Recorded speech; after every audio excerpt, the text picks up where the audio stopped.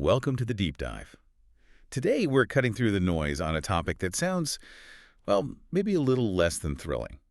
The additional Medicare tax and its companion, Form 8959. But trust me, this isn't just about another line on your tax return. For high earners, understanding this tax is crucial. We're talking about a potentially significant and often surprising amount of tax Yeah, that absolutely. can really impact your financial planning if you're not prepared. Our mission today is to give you kind of the ultimate shortcut to being truly well-informed.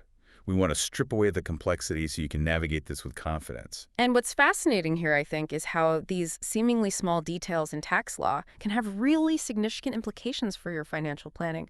Many people only encounter this tax when they're faced with an unexpected bill, or maybe even a penalty at year end. So we're here to connect those dots for you, help you see the broader context, the why behind it, and most importantly, how to proactively manage it. We'll try to transform these sometimes complex IRS instructions into clear, actionable knowledge. Absolutely. And our aim for this deep dive is really threefold. First, we'll explain exactly what this 0.9% additional Medicare tax is all about. We'll define the specific types of income it applies to. Right. Then we'll guide you through the precise income thresholds and the various scenarios that trigger this tax, and consequently, the need to file Form 8959. Okay. And finally, for those of you keen on the mechanics, we're going to walk through the relevant sections of Form 8959 itself. We'll focus on what information you need, where to find it on your other tax documents, and how it all fits together to calculate your liability. And importantly, we're also going to highlight strategies straight from the IRS instructions for managing your withholding or maybe your estimated payments throughout the year. This is really key to help you avoid those unpleasant surprises, particularly those underpayment penalties. That penalty avoidance piece is huge. It's effectively a tax-saving strategy in itself. Okay, so let's start right at the beginning. What exactly is this additional Medicare tax? I mean, most of us are familiar with the standard Medicare tax we see on our paychecks, but this is clearly something different. That's right. It is different. At its core, the additional Medicare tax is a 0.9% tax. It's applied to certain types of income, but, and this is key, only once those earnings exceed specific threshold amounts, and those amounts are based on your filing status. Okay. So think of it not as a tax on all your income, but more like an incremental percentage. It only kicks in on your earnings above a certain level. Got it. An additional layer. Exactly. And if we connect this to the bigger picture, this tax was actually introduced as part of the Affordable Care Act. It's specifically designed to apply to higher earners, effectively adding another layer, as you said, to the complex tapestry of federal income taxation. It really targets a particular income bracket for a specific funding purpose related to healthcare initiatives. Okay, so it's a very specific tax for a very specific purpose. Yeah. Now, what types of income are we talking about here? Does it apply to, say, investment income like dividends or capital gains, or is it more narrowly focused? That's a really good question because it is very narrowly defined. The income types subject to this specific tax are Medicare wages, that's what you typically see reported in Box 5 of your Form W-2 from an employer. Okay, box 5. Then Railroad Retirement Tax Act, or RRTA, compensation that applies specifically to railroad employees. Right. And finally, self-employment income. That's what you'd earn as a freelancer, maybe a small business owner, or an independent contractor. It's crucial to understand that these are the only types of income that fall under this specific additional Medicare tax. So things like passive investment income, Right. interest, dividends, capital gains, those aren't hit by this tax. Correct. Those would not be subject to this particular tax. Now, they might be subject to other types of taxes, like the net investment income tax. Oh, right. But that's a completely different topic, a different beast entirely, as they say. That distinction is really important then. So this additional Medicare tax really zeroes in on earned income, essentially. Primarily, yes. Wages, certain compensation, self-employment earnings. Now, you mentioned threshold amounts. This is where it gets critical for listeners to know if they're even in the ballpark of needing to worry about this. What are those key income triggers, and are they the same for everyone? No, they're not the same. The thresholds definitely vary depending on your tax filing status. So for those married filing jointly, the threshold is $250,000. Okay, $250K for joint. If you're married filing separately, it's much lower, $125,000. Half that, right? Exactly. And then for single filers, head of household filers, or a qualifying surviving spouse, the threshold is $200,000. $200K for single, head of household qualifying spouse. Got it. Those are the critical figures to keep in mind. Okay, and here's something that often surprises people, and it really impacts long-term planning, doesn't it? Unlike a lot of other tax figures that adjust each year for inflation, these income thresholds for the additional Medicare tax, they don't adjust. They stay fixed. That's a huge point. They are static. So what does that mean for you listening? It means that as your income naturally rises over time, maybe just keeping pace with inflation, not even a huge jump in real earning power, you're increasingly likely to cross that threshold and trigger this tax. Exactly. It's sometimes called bracket creep, but in this case, it's threshold creep. Yeah, exactly. It's a creeping tax liability many high earners might initially overlook. Precisely. And this has significant implications for your long-term tax planning. Even if your real purchasing power doesn't increase dramatically, your nominal income, just the dollar amount you earn, will likely rise over time due to inflation and maybe career progression. This naturally pushes more and more individuals over these static thresholds, which effectively expands the tax base for this specific levy over time. Yeah. It's a subtle but pretty powerful detail that really highlights how tax policy can impact taxpayers differently over the years without any new legislation even being passed. That's a great point about that sort of slow burn effect. So, okay, we have these different income types, wages, self-employment, RRTA. How do they combine or not combine to hit those thresholds? Is it just a grand total of everything, or are there specific rules? Like, what if someone has both wages and self-employment income? It's not quite a grand total of everything, but there are very important aggregation rules you need to know. For instance, Medicare wages and self-employment income are combined. They're added together to determine if your total income exceeds your filing status threshold. Ah, okay. So you add those two together. Yes, that's a critical aggregation rule. It prevents someone from having, say, $180,000 in wages and $180,000 in self-employment income. Right. And thinking they're below the $200,000 single threshold for each separately, that wouldn't work. No, because it combines. Combined, they're at $360,000, which would put them well over the $200,000 threshold. That makes sense for wages and self-employment income combining. Good clarification. But what if a self-employed individual has a loss in 1 year? Does that loss offset wages or other income for this particular tax? Or is it sort of ignored for this calculation? I can imagine that being a common trap. You've hit on a really vital detail there, and yes, it can definitely be a trap. A self-employment loss should not be considered for purposes of this additional Medicare tax. Okay, so you don't subtract a loss. Correct. You don't use a loss from self-employment to reduce your Medicare wages or other income when you're figuring out if you've crossed the threshold for this tax. It's one of those specific cautions in the instructions that, if you overlook it, could easily lead to a miscalculation. Good to know. Don't subtract losses for this purpose. And what about the third type, RRTA compensation? Railroad retirement, you mentioned that earlier. Does that combine with wages and self-employment income too, or is it treated differently? This is where it gets even more nuanced, and it's a really critical distinction. RRTA compensation is treated separately. Separately, okay. Yes, completely separately from Medicare wages and self-employment income when you're testing against the threshold. It's compared to the threshold all on its own. It's not combined with the other two. Wow. Okay. The critical takeaway here for anyone with RRTA income is that, unlike wages and self-employment income, your RRTA compensation is assessed entirely separately. This isn't just some weird quirk of the law. It's a fundamental difference baked into the rules. And that could really matter. It could absolutely save you from filing unnecessarily, or conversely, it could cause an unexpected tax bill if you maybe assume it does combine and incorrectly calculate things. Can you give a quick example? Sure. Imagine you're single. Threshold $200,000. You have substantial self-employment income, say $180,000. Okay, below the threshold. Right. And you also have significant RRTA compensation, maybe $160,000.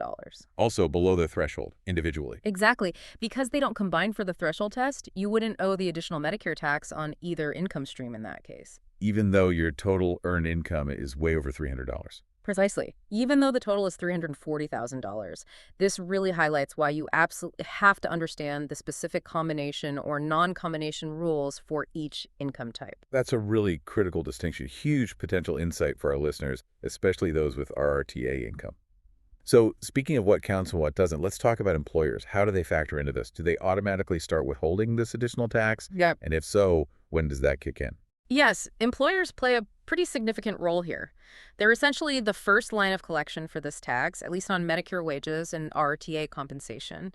They are responsible for withholding the 0.9% additional Medicare tax on any Medicare wages or RRTA compensation they pay you that goes over $200,000 in a calendar year. Just $200K, not tied to the employee's filing status threshold. Correct. It's a flat $200,000 trigger for the employer's withholding requirement. And crucially, your employer is required to begin withholding this additional Medicare tax in the very pay period in which the wages or compensation they pay you for the year exceed that $200,000 mark. The exact pay period it crosses over. Yes. And then they have to continue to withhold it in each subsequent pay period for the rest of that calendar year. So if an employer hits that $200,000 mark for an individual employee, they just start withholding, regardless of the employee's actual filing status, like married filing jointly with a 250-day threshold. That's exactly right. The employer's obligation is triggered solely by the wages they pay exceeding $200. And what if the employee has income from another job? The first employer doesn't know about that, right? Correct. The withholding is also regardless of any wages or compensation you might receive from another employer. Okay, so this sounds like it could easily lead to over-withholding for some people. It can. Or maybe even under-withholding if you have, say, two jobs, neither paying over $200K individually, but your combined income is over your filing threshold. Precisely. That's a very common scenario where under-withholding happens. So it really means that you, the individual taxpayer, need to keep a close eye on your total income picture, beyond what any single employer is tracking or withholding. Absolutely. The onus is ultimately on you to make sure the correct total tax is paid. And one more point on employer withholding. You, as the employee, cannot ask your employer to stop this required withholding once they cross that $200,000 threshold for the wages they pay you. It's mandatory for them. Okay, you can't opt out of that specific withholding. No. However, this really sets the stage for the reconciliation process, which we'll definitely talk about later when we discuss the form itself.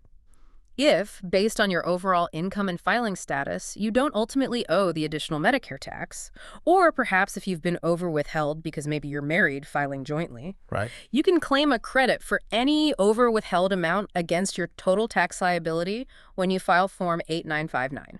Okay, so you get it back eventually if too much was taken. Yes, but you have to file the form correctly to do that. It highlights why that reconciliation step on Form 8959 is so important. All right, so that brings us to the big question.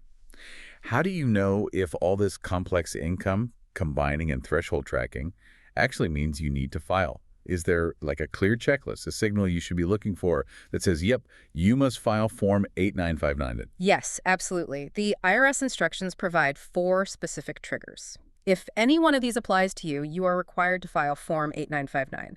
The first 2 triggers relate to income from a single source, usually a single employer. Okay, what are they? First, if your Medicare wages and tips reported on any single Form W-2, specifically looking at Box 5, are greater than $200,000. Just one W-2 over $200 in Box 5. Got it.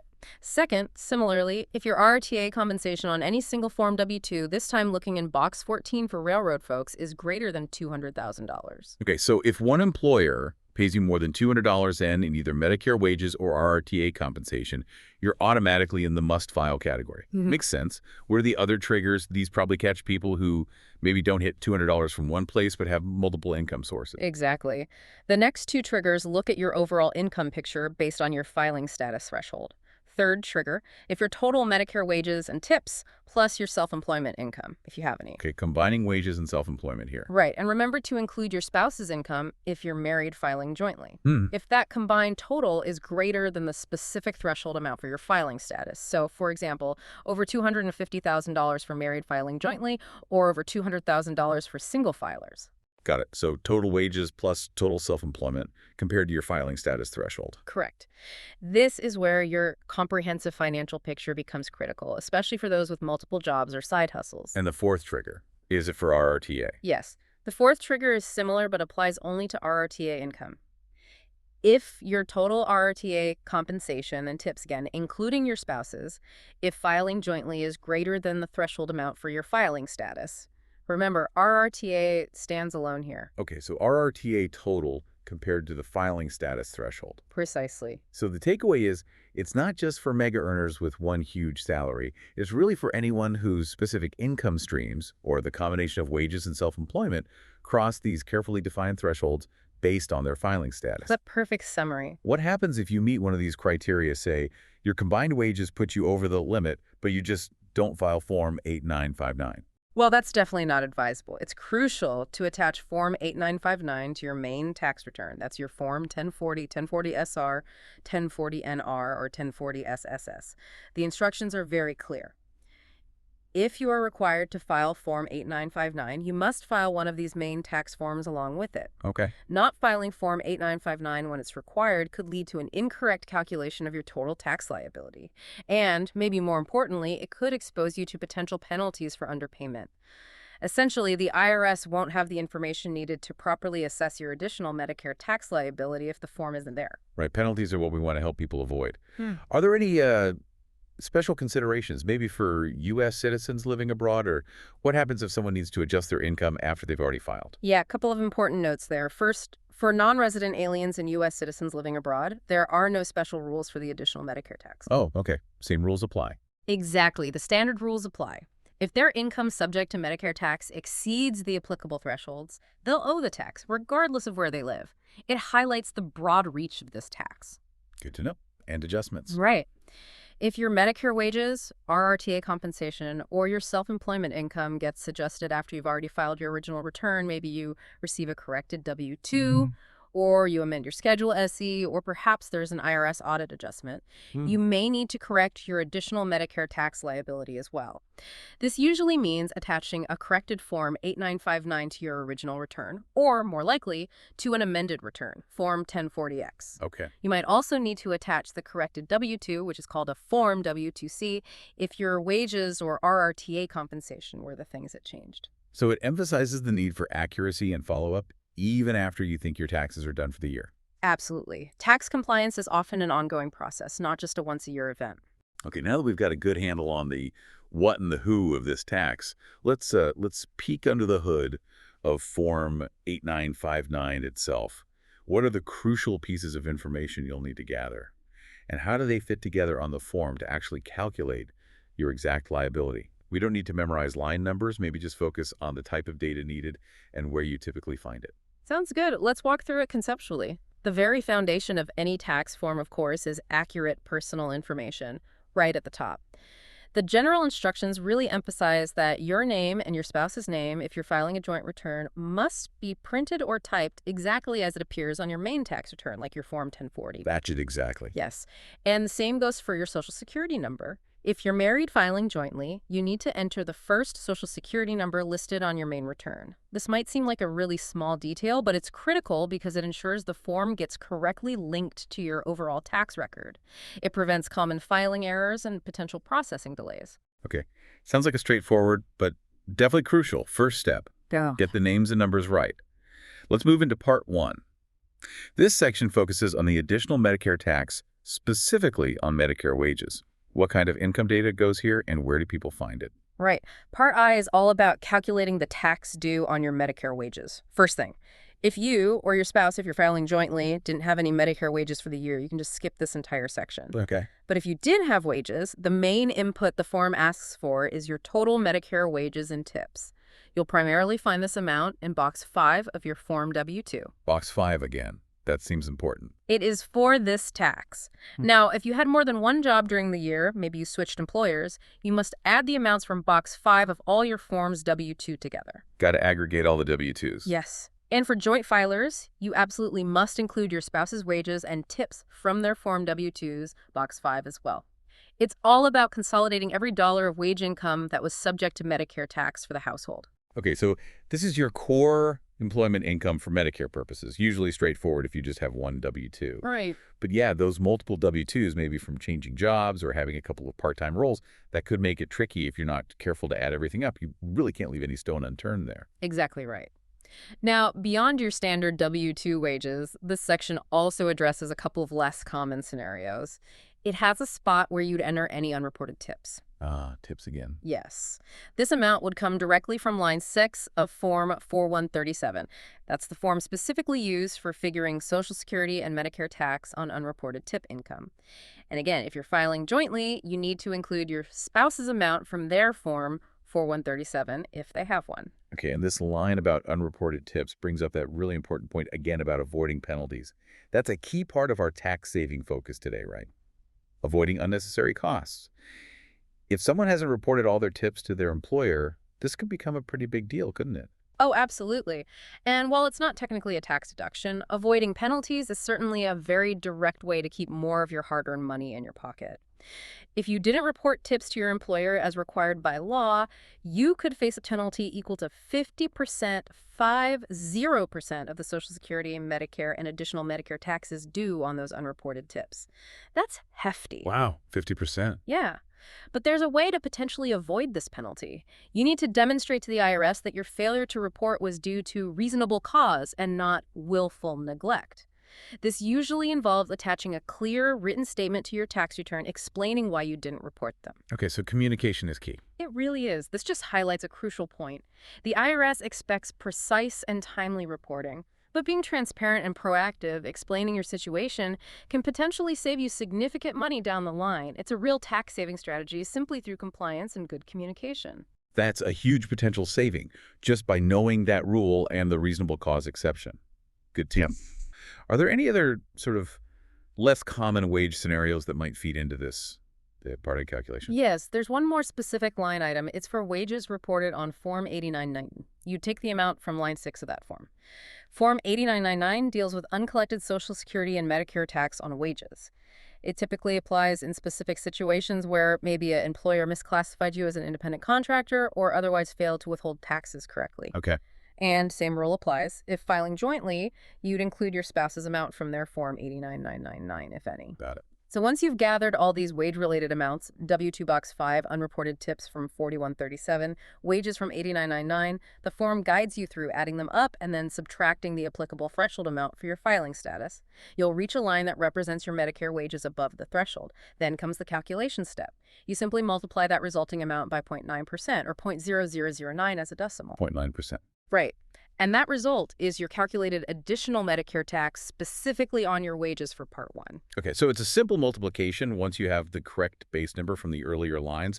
But yeah, getting those initial figures right, adding up all the W-2s, including the tips, understanding how the threshold applies, that's absolutely paramount for an accurate calculation. As they say, garbage in, garbage out. Couldn't agree more. Accuracy up front saves headaches later. Okay, let's move on to Part 2. This deals with additional Medicare tax on self-employment income. Simple rule first. If you didn't have any self-employment income for the year, you can skip this entire section. Right.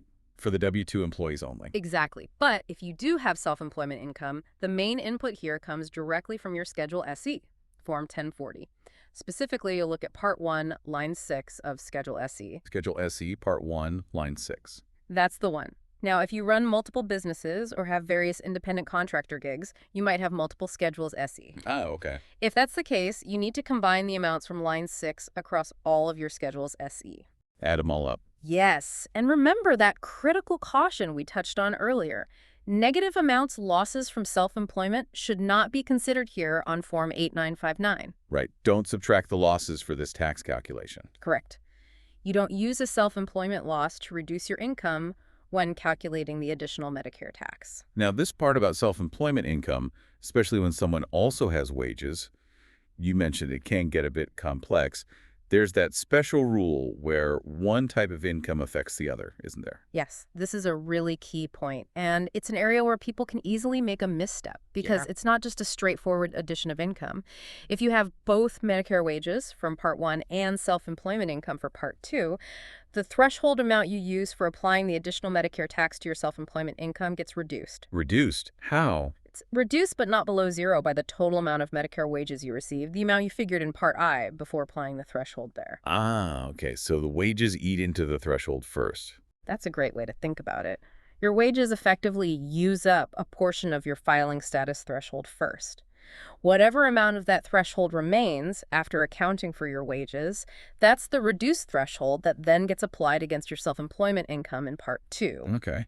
This mechanism ensures that the tax is applied correctly once your combined income crosses the threshold. It prevents you from getting the benefit of the full threshold against both wages and self-employment income separately. Right. It stops a double dip on the threshold. Exactly. But it also makes sure that high earners with mixed income sources are properly assessed based on their total earnings picture. It means you absolutely cannot just look at each income source in isolation when you have both. You have to do this reduction calculation. That mental scaffolding of wages using up the threshold first really helps clarify it. Hmm. Can you give us that quick, concrete example again? Maybe the Kathleen and Liam one that really helped illustrate the reduction. Certainly. Let's revisit Kathleen and Liam. They're married, filing a joint return. Their joint threshold for this tax is $250,000. Kathleen has $130,000 in wages from Part 1 inputs. Liam has $140,000 in self-employment income from Part 2 inputs. Okay. Now, here's how the reduction rule applies for Liam's self-employment income in Part 2. You take their joint threshold of $250,000 and subtract Kathleen's $130,000 in wages. $250K minus $130K leaves $120K. Exactly. So $120,000 becomes the reduced threshold specifically for Liam's self-employment income. Liam's actual self-employment income is $140,000. Since that's more than the reduced threshold of $120,000, he's liable on the difference. So $140,000 minus $120,000 equals $20,000. So they owe tax on that $20,000. Correct. They would owe $180, which is $20,000 multiplied by 0.9%. This specific example really drives home why this wage reduction rule is such a key design feature of the tax. It ensures that combined high earners are properly assessed. It's often the point where individuals really need to pause, maybe grab a calculator and double-check their calculations, because again, it's not simply additive. That example makes it incredibly concrete. Thanks for walking through that again.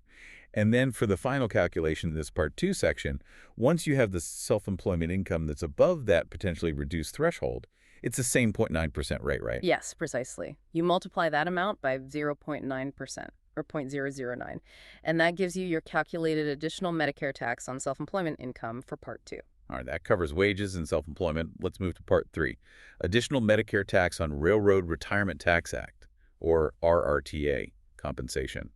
For those listeners who work for the railroad, this part is specifically for you. Indeed. And again, if you didn't have any RRTA compensation, you can skip this part entirely. This section focuses solely on calculating the tax on that specific type of income.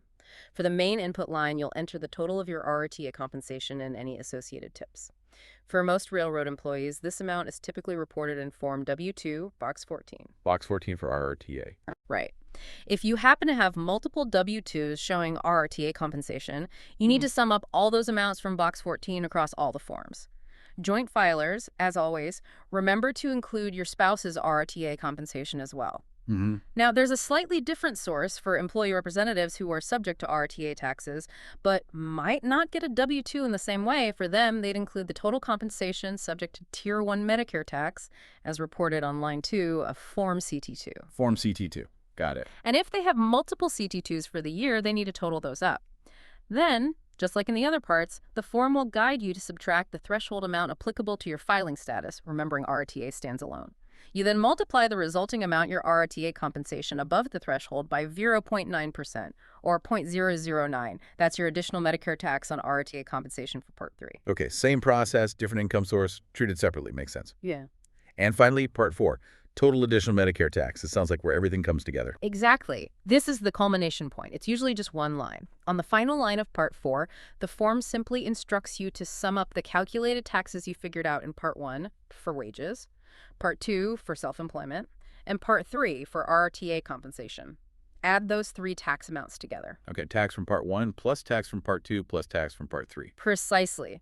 That sum gives you your grand total additional Medicare tax liability for the entire year. And this final total amount is then what gets carried over to your main tax return. Where does it go on the main return? Specifically, it goes to line 11 of Schedule 2, Form 1040. Schedule 2 is where various additional taxes are reported, and that total then flows into your main Form 1040 tax calculation. Schedule 2, line 11. Got it. Or if you happen to file Form 1040 SS, it goes to line 5 of Part 1 of that form. Okay, so this is really where all your diligent work across the different income types comes together into that one final figure for this specific tax. It's sort of the moment of truth for your additional Medicare tax liability, moving from the individual income streams to a comprehensive calculation that flows right into your overall tax bill. That's a perfect way to put it. It connects this specific form back to your main tax return. Yeah, these rules, especially, the combining of wages and self-employment, but the non-combining of RRTA, It can sound a bit abstract, like a complex algebra problem until Yeah. you really see it in action. It can feel that way. So let's make it concrete. I think the best way to really understand how this all works is to walk through some of those actual examples provided directly by the IRS in their instructions. This is where those aha moments often hit, really clarifying the subtle distinctions. Agreed. Examples make it much clearer. Let's start simple with Anne. Anne is a single filer. She has $190,000 solely in self-employment income and $0 in wages. Her single filing status threshold is $200,000. Okay, 190K income, 200K threshold. Right. So in this scenario, Anne is not liable for additional Medicare tax. Her income is below the threshold. Therefore, she does not need to file Form 8959. Pretty straightforward and obviously a relief for Anne. Okay, that's clear. Income below threshold, no tax, no form. What if Anne earned just a bit more? Enough to push her over that threshold. Let's say we look at Bob, also a single filer. Okay, Bob, also single. He has $220,000 in self-employment income and no wages. Since the single threshold is $200,000, Bob is liable for additional Medicare tax. How much? He owes it on the amount above the threshold, which is $20,000. $220,000 income minus the $200,000 threshold. So Bob must file Form 8959 to report and pay the tax on that $20,000, which would be $180. Okay, so that's a clear example of someone hitting the threshold with just one type of income and needing to file. Now let's tackle a more complex one involving both wages and self-employment income, like Carl. This is where our earlier discussion about wages reducing the self-employment threshold really comes into play, right? Exactly. This example brings that rule to life. Carl is a single filer. He has $145,000 in self-employment income and $130,000 in wages. Okay, neither is over $200 on its own. Correct. Carl's wages of $130K didn't exceed $200,000 individually, so his employer wouldn't have started withholding any additional Medicare tax. However, remember that rule about wages reducing the self-employment threshold? That applies here. So how does that work for Carl? Single threshold is $200. Right. You take Carl's $200,000 standard single threshold and subtract his $130,000 in wages. 200K minus 130K is 70K. Exactly. So $70,000 becomes Carl's reduced threshold specifically for his self-employment income. His actual self-employment income is $145,000. Which is more than the reduced 70K threshold. Right. So Carl is liable for additional Medicare tax on the difference. $145,000 minus $70,000 equals $75,000. Carl owes the 0.9% tax on that $75,000, and he must file Form 8959. This example perfectly illustrates that crucial, often confusing rule where wages directly impact and reduce the self-employment threshold. It shows why understanding the interplay between different income types is so critical for accurate filing. He owes tax even though neither income source alone was over $200. That's a prime example of why knowing these specific nuances is so important. It's definitely not just simple addition. Okay, let's try Don. He's married, filing separately. The instructions give his example, and it looks quite complex too. Yes, Don's situation involves several layers. Don is married filing separately, MFS.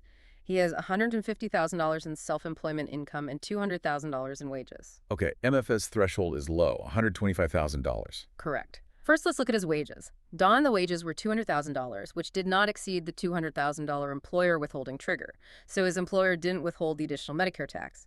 However, based on his MFS filing status, his threshold is only $125,000, since his $200,000 in wages is over that $125,000 threshold. He owes tax on the wages. Yes. He is liable for additional Medicare tax on $75,000 of his wages. $200,000 wages minus the $125,000 MFS threshold. That's the part A calculation. Okay, so he owes on wages. What about his self-employment income? Now we apply the wage reduction rule for Part 2. His $200,000 of wages reduces his self-employment income threshold. You take the $125,000 MFS threshold and subtract the $200,000 of wages. Since that result is negative, The threshold becomes zero. right, the threshold can't go to low zero. So Don's threshold for his self-employment income is effectively $0. Therefore, Don is also liable for additional Medicare tax on his entire $150,000 of self-employment income. $150,000 minus that reduced threshold of $0. Wow, so he owes on 75Ks of wages and 150K of self-employment income. Correct. Don must file Form 8959 and will owe tax on both amounts. His situation really highlights how quickly these taxes can add up if you have diversified high income, especially with that lower married filing separately threshold. It's kind of a double whammy many might not anticipate. Yeah, that MFS status really changes the game there. Okay, what about a more typical married couple? Maybe Aaron and Frank, both with wages, filing jointly. Good example. Aaron and Frank are married and file jointly. Aaron has $150,000 in wages. Frank has $175,000 in wages. Okay, neither is over $200 K individually. Correct. So neither of their employers would have withheld additional Medicare tax based on their individual pay. However, their combined wages are $325,000, $150,000 plus $175,000. And their joint threshold is $250K. Right. Since their combined $325,000 exceeds their $250,000 threshold for joint filers. They owe the tax? Yes. Aaron and Frank are liable for additional Medicare tax on $75,000 of wages, $325,000 combined wages minus the $250,000 threshold. They must file Form 8959. This clearly shows that combined income rule at play for married couples, reinforcing why you absolutely have to look at the household's total income, not just individual W-2s below $200K. Makes perfect sense. You have to add the joint incomes. Now, let's circle back to that really important distinction you made earlier about RRTA compensation, not combining with other income types for the threshold test. Can we see an example of that in action just to really cement that rule? It seemed counterintuitive, but crucial. Absolutely. Let's look at George and Helen. They are married and filed jointly. MFJ threshold, $250,000. George has $190,000 in wages. Helen has $150,000 in compensation subject to RRTA taxes. Okay, both amounts individually are below $200 and also below the $250K joint threshold. Correct.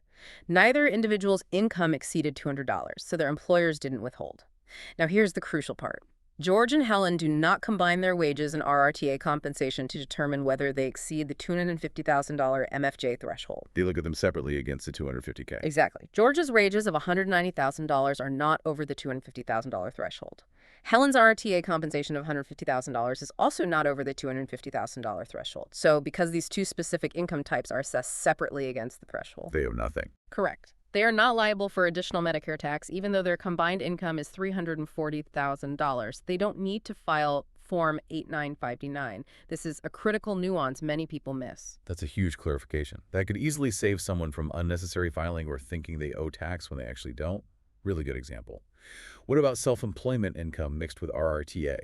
Does the same principle of non-combination apply there too? Yes, the exact same principle applies. RRTA doesn't combine with self-employment income for the threshold test either. Consider Ishmael and Judy, married filing jointly. MSJ threshold, $250,000. Ishmael has $160,000 in self-employment income. Judy has $140,000 in compensation subject to RRTA taxes. Okay, again, both amounts are individually below the $250K joint threshold. Right. Judy's RTA compensation didn't exceed $200 from her employer. And just like George's wages didn't affect Helen's RRTA, Judy's $140,000 of RRTA compensation does not reduce the threshold at which additional Medicare tax applies to Ishmael's self-employment income. They remain separate calculations against the full $250K threshold. Yeah. Since Ishmael's self-employment income of $160,000 is not in excess of their $250,000 joint threshold, and Judy's RRTA compensation of $140,000 is also not over the $250,000 threshold. But also owe nothing. Correct. Ishmael and Judy are not liable for additional Medicare tax. These last two examples, George and Helen and Ishmael and Judy, are just crucial for understanding what doesn't combine for the additional Medicare tax threshold test. It's a key distinction that could save people a lot of unnecessary filing or confusion. It really clarifies the unique, separate treatment of RRTA income in these calculations. Absolutely. Knowing these specific combination and non-combination rules can make a significant difference in your final tax liability and your filing requirements. Okay, so you've understood the tax, you've walked through the examples, figured out the combination rules, and you know if you need to file Form 8959ers. Now, here's the really crucial part, and where we get into those proactive tax-saving methods, which in this case mostly means avoiding pitfalls and penalties. How do you actually manage this additional tax throughout the year so you don't get hit with an unexpected bill, or worse, an underpayment penalty, when you file your return? It really feels like it's about being proactive, not reactive, right? Absolutely. Proactive financial management is your best defense against those unpleasant year-end tax surprises. If you anticipate having a liability for additional Medicare tax for the upcoming year, maybe because your income's growing, you got a raise, or you've added a new income stream, One key strategy is to adjust your withholding. You can request that your employer withhold an additional amount of regular income tax from your paychecks. Okay, just ask for more income tax withholding. Yes. You do this very simply by filing a new form W-4 employees withholding certificate with your employer. You just indicate you want an extra amount withheld each pay period. This is a really proactive step that gives you control. By adjusting your W-4, you're essentially prepaying not just your regular income tax, but also covering this potential additional Medicare tax liability through your regular pay. That makes sense. Smooths it out. Exactly. It's a smart move to avoid a large, potentially painful tax bill at year end, and maybe more importantly, to prevent an underpayment penalty. It shifts the burden from a single lump sum payment at tax time to a smoother, more manageable, regular payment schedule. That seems like a good strategy for employees. But this additional withholding you request, it just goes towards your total tax bill, right? You can't specifically earmark it just for the additional Medicare tax. That's correct, and it's a really important point to understand.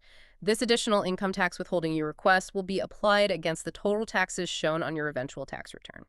That includes your regular income tax, maybe self-employment tax if you have it, and of course, any additional Medicare tax liability. You cannot request additional withholding specifically labeled for additional Medicare tax. It's just a blanket increase in your overall federal income tax withholding. Got it. So it helps cover the total, but isn't specifically designated. Precisely. And for anyone wanting more detailed information on tax withholding and how to adjust their Form W-4 accurately, the IRS always refers people to Publication 505, Tax Withholding and Estimated Tax. It's a very comprehensive resource. Okay, Pub 505, good resource. But what if adjusting withholding isn't enough? Or what if you're primarily self-employed, so you don't have an employer doing withholding for you in the first place? That's exactly where the second proactive strategy comes in, making estimated tax payments. To the extent that your additional Medicare tax liability isn't sufficiently covered by employer withholding, or if you have no withholding, like many self-employed individuals, you must pay the tax yourself throughout the year. Okay, you have to pay as you go. Yes. If you anticipate owing additional Medicare tax for the upcoming year, but you know you won't satisfy that liability through employer withholding, you will likely need to make quarterly estimated tax payments. This is very common for freelancers, small business owners, or even employees who have significant side income not subject to withholding. How do you figure out if you need to make estimated payments? You really need to assess your estimated total tax liability for the year. Consider all your income sources, wages, RRTA compensation, self-employment income. Compare your estimated total income against the threshold amount for your filing status, and estimate your total tax, including this additional Medicare tax. Then you compare that estimated total tax to how much you expect to have withheld. If there's a shortfall, estimated payments are likely needed. And these estimated payments, are they also applied broadly to your entire tax bill? Or can you send in a payment specifically marked for additional Medicare tax? No, similar to the W-4 withholding, any estimated tax payments you make will apply to any and all taxes shown on your tax return. That includes regular income tax, self-employment tax, and any additional Medicare tax. You cannot designate any specific estimated tax payment just for the additional Medicare tax. It all goes into one pot to cover your total estimated liability. Okay. So if you're married, filing jointly, and you anticipate your combined wages and self-employment income will push you over that $250,000 threshold, you should really strongly consider either requesting additional withholding on your W-4s, making estimated tax payments, or perhaps a combination of both to make sure you cover that potential liability throughout the year. Right. Be proactive. And just a quick note for those in community property states like California, Texas, Arizona, etc. If you're planning to file as married filing separately, there can be specific, sometimes complex rules about how withheld income taxes are allocated. You'd want to consult IRS Publication 555, Community Property, for guidance. Okay, Pub 555 for community property states. Good flag. Now, are there any general rules of thumb about when you don't have to make estimated tax payments, even if you might owe a little additional Medicare tax at the end? Yes, there are some general safe harbors. Generally speaking, you don't have to make estimated tax payments if you expect that your final tax return will show either a tax refund or a tax balance due of less than $1,000. Ah, the under $1,000 rule. Exactly. If you expect to owe less than $1,000 in tax for the year after subtracting all your withholding and any refundable credits, you usually won't face an underpayment penalty, even if you didn't make estimated payments. But if you expect to owe $1,000 or more, Then yes, if you expect to owe $1,000 or more when you file, after subtracting withholding and credits, you likely need to make estimated tax payments during the year to avoid that potential penalty. How do you figure out the amount? The IRS provides really helpful resources for this. Form 1040-ES, Estimated Tax for Individuals, has worksheets and instructions. There's also Form 1040-ES-NR for non-resident aliens. And Publication 505 also goes into great detail on calculating estimated taxes. Okay, 1040 ES and Pub 505 again. Those seem like the go-to resources. And this brings us right back to the core of our tax-saving focus for today, avoiding that underpayment penalty. Because if you do owe additional Medicare tax and you just wait to pay it all when you file your tax return next year, you may be subject to that penalty for failure to make estimated tax payments. It's avoidable cost, right? Absolutely avoidable in most cases with planning. Forewarned is forearmed, as they say. Understanding these payment obligations, either through sufficient withholding or timely estimated payments, is truly your best defense against unexpected penalties. It's really just about smart financial hygiene, ensuring your tax burden is spread out reasonably throughout the year, not concentrated in one big hit at the end. This proactive approach not only helps avoid cash flow issues when tax time comes, but critically, it avoids the additional cost of penalties. How do you know if the penalty applies or how much it is? The specific form for figuring out if you owe an underpayment penalty and calculating it is Form 2210, Underpayment of Estimated Tax by Individuals, Estates, and Trusts. There's also a special version, Form 2210F, for farmers and fishers. You'd refer to that form and its separate instructions to determine if the penalty applies to your situation and if maybe any exceptions might help you avoid it. Okay, Form 2210 for the penalty check. Right. But the goal is to manage your payments during the year, so you don't even need to worry about Form 2210. This is a clear example of how tax knowledge and planning directly translate into tangible financial benefit, saving money by avoiding penalties. Definitely a worthwhile goal. Okay, we've covered calculating the tax in Parts 1A and strategies for paying it during the year. Let's talk about the last section, Part V, withholding reconciliation. This sounds like the cleanup crew, right? The final puzzle piece to make sure what you paid in matches what you actually owe for this specific tax. That's a great analogy, exactly. You use Part V to figure out the total amount of additional Medicare tax, specifically from wages and RRTA compensation, that was actually withheld by your employer throughout the year. If no additional Medicare tax was withheld for you, maybe your income wasn't high enough or you only had self-employment income, you would simply leave this Part V section blank. Okay, so what's the first step if you did have withholding? This section starts by asking for your total Medicare tax withheld. You'll find this amount reported in Form W-2, Box 6. Box 6 this time. Okay. Yes. If you have multiple W-2s, you need to sum up all the amounts from Box 6 across all forms. And of course, include your spouse's Medicare tax withheld from their W-2s if filing jointly. So Box 6 includes both regular Medicare and any additional Medicare tax withheld. Correct. That's a critical point that often confuses people. Box 6 on the W-2 lumps together both your regular 1.45% Medicare tax and any 0.9% additional Medicare tax withholding. Oh, okay, so you can't just look at Box 6 and know how much additional tax was withheld. Not directly from Box 6 alone. That's why Form 8959, Part V, is crucial. It has subsequent lines that help you isolate and account for just the additional tax portion that was withheld. Gotcha. So the first line in Part V asks for the total from Box 6. Are there any other things included there? Yes, the instructions say to also include on that same line any uncollected Medicare tax on tips, which would be shown on your Form W-2 Box 12 with Count B, and also include any uncollected Medicare tax on the taxable cost of group term life insurance over $50,000. This usually applies to former employees, which would be in Form W-2 Box 12 with code N. Okay, Box 12 codes B and N get added in too. Yes, you sum those from all W-2s, including your spouse's. But there's an important exclusion. Do not include any amounts reported on Form W-2 Box 12 codes B and N if they relate to uncollected RRTA Medicare tax. That's treated separately. Okay, only the regular Medicare-related uncollected amounts. Right, so that first main line captures total Medicare withholding from Box 6 plus those specific uncollected amounts. Then, later lines in Part V help you back out the regular Medicare portion to isolate the additional Medicare tax withheld. How does it isolate the additional Medicare tax withheld? Is there a specific spot on the W-2 for that? Sometimes, yes. While Box 6 is the combined total, employers may optionally report the amount of just the additional Medicare tax withheld separately in Form W-2 Box 14, other. They might label it AMT or ADL Med Tax. Box 14, but that's also used for RRTA, right? It is. Box 14 is a catch-all box, so you need to look carefully at the description next to any amount in Box 14.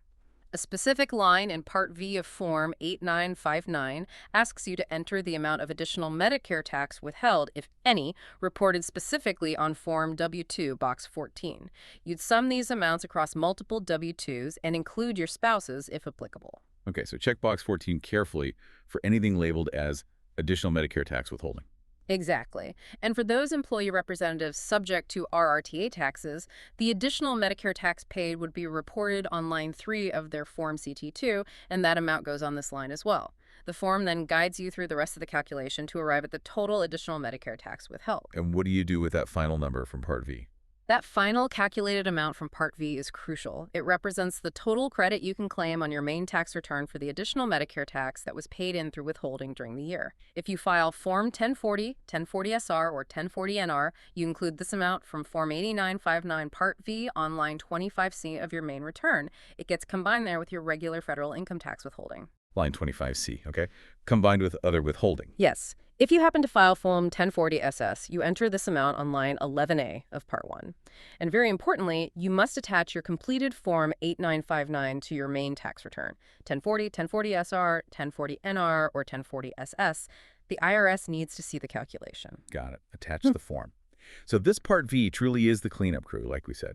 It makes sure what you actually paid in throughout the year, specifically for this tax via withholding, matches up with what you calculated you owe in Part 4. It's where all the puzzle pieces come together and you finally see if you perhaps overpaid through withholding and are due a refund or a smaller balance to, or if you underpaid and still have a balance to cover. It brings clarity to what could otherwise be a pretty complex calculation. Absolutely. It's the final reconciliation step for this specific tax before you move on with the rest of your return. So wrapping this all up, Yeah. what does this all really mean for you, the listener?